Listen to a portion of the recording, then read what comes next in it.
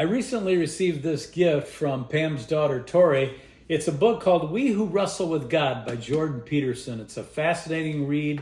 He's quite the intellect. Sometimes you have to read a page 2 or 3 times to really understand it. But something I read last night struck me, and I want to talk to you about it in your morning cup of inspiration.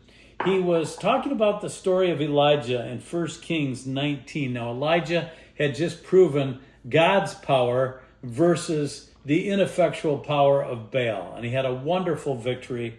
And then in chapter 19, verse 11, it says, Elijah, I should say, was depressed after this victory. He was just down. And in verse 11 of chapter 19, God says, "Go forth and stand upon the mountain before the Lord. And behold, the Lord passed by, and a great and strong wind rent the mountains and broke in pieces the rocks before the Lord. But the Lord was not in the wind. And after the wind an earthquake, but the Lord was not in the earthquake.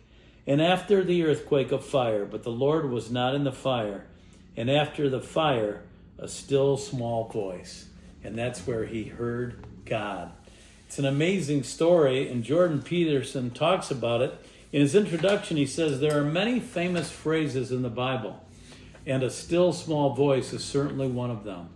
It is at that moment that Elijah, and through him mankind, comes to understand that God is not in the wind, no matter its ferocity, nor in the earthquake, regardless of its magnitude, but is something within, the voice of conscience itself, the internal guide to what is right and wrong. And Jordan Peterson said, that is amazing, that the God of the universe can live inside of us and speak in that still small voice. So remember to listen, and God will speak to you. I hope that gives you something to think about, and I'll talk to you soon for another morning cup of inspiration.